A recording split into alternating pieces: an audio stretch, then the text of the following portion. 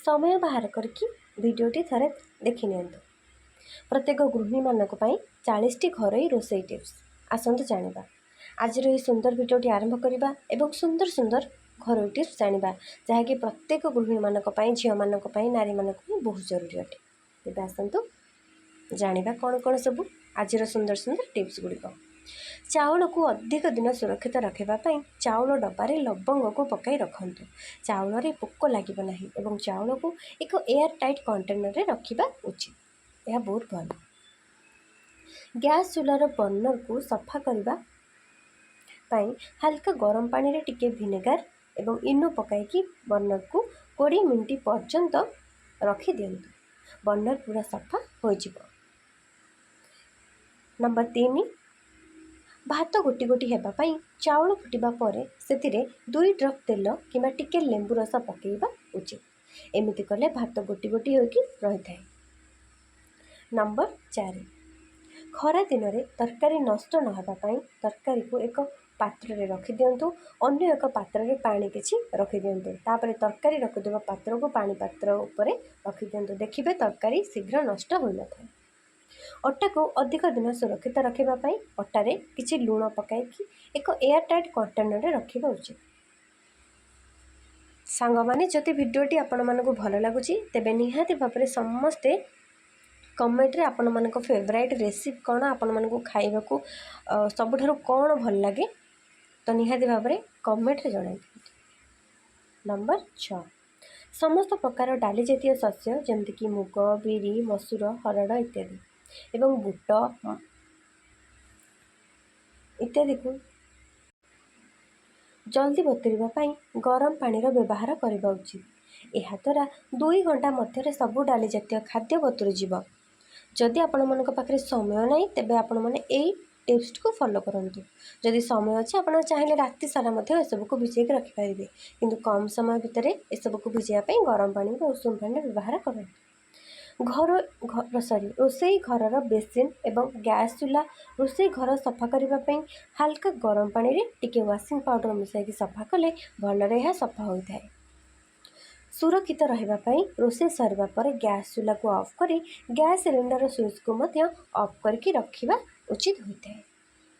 दोसा आण रे लुण पकाई रखिले आण जल्दी खट्टा हो जाए।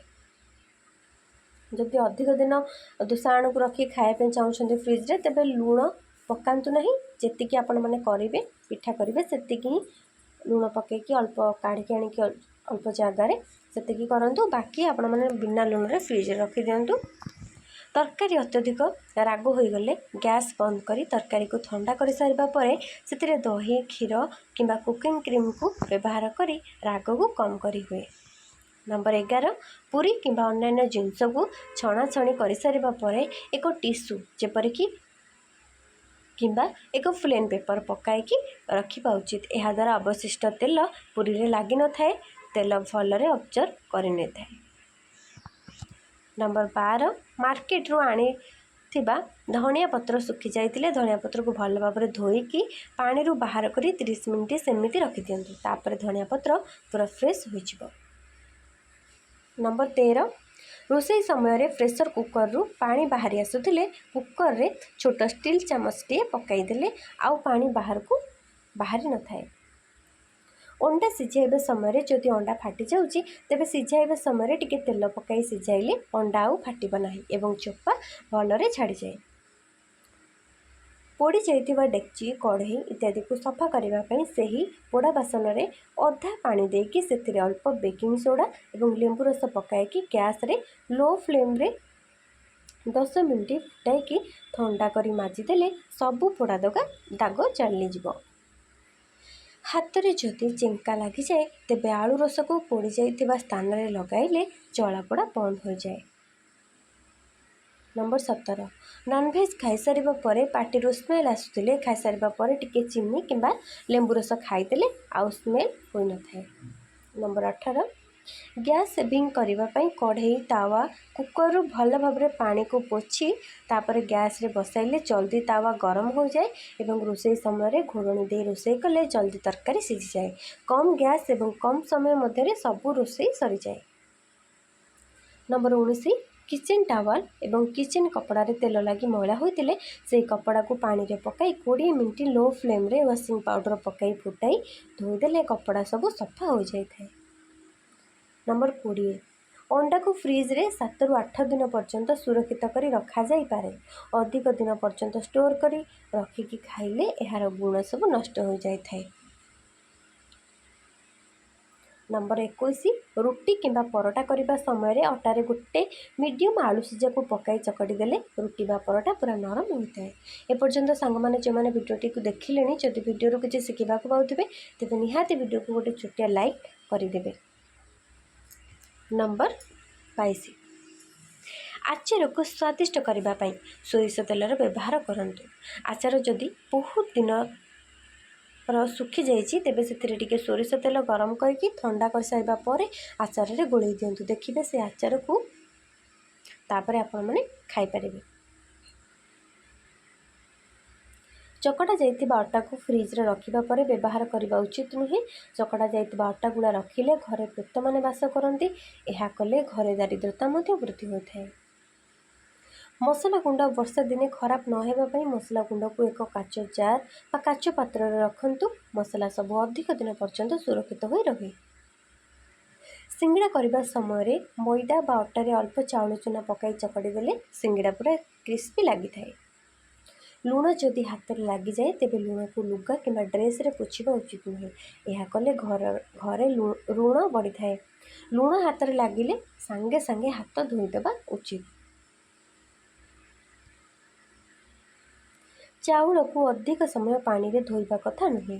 यह द्वारा चाउलर पौष्टिकता नष्ट हो जाए। बासी रुटी को न फोपाड़ी से पानी पकाई नरम कर दिंतु।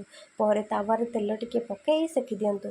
तापर यह ठंडा करी वेजिटेबल फ्राए को मझे रखी रुटी को रोल करके आपण मैंने बासी रुटी को खाई पारे। यह बहुत हेल्दी अटे।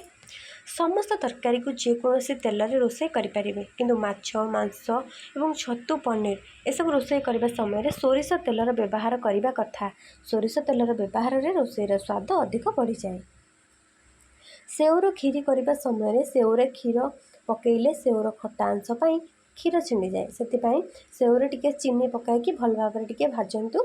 ठंडा कर सारा पर क्षीर पकाइबा उचित। यह द्वारा क्षीर छिंडी न थाए। भेंडी को रोषे कला समय पानी रे धोई कि भल भाव पानी को पोछि रोषे करबा उचित। यह द्वारा भेंडी रे थिबा लाल अंश सहजरे बाहरी जाए। ओट्स मांडिया गहम खीरी जाऊ कि चाउल खीरी करने समय गुड़ प्रथम पकातु ना। गुड़ प्रथम पकाइले खीरी भल भाव सीझी न थाए। खीरी हो सारा टिके समय पूर्वर गुड़ पकई पारे।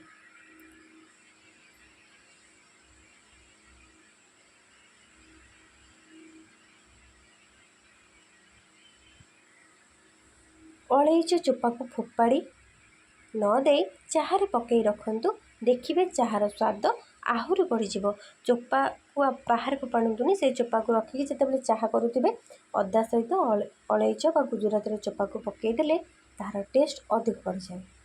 मेडिसिन डब्बारे टिके तुला रखी दिंतु। देखिए वर्षा दिने मेडिसिन नरम हेबना कि गुंड हेबना। तरकारी और क्षीर पोड़ी जाई डेक्ची रे दाग लगी गले किछि पानी रे लेंबू रस पकई से डेक्ची रे पानी को गरम कर सारी तापरे माजंतु। देखिए सब दाग चली जाए।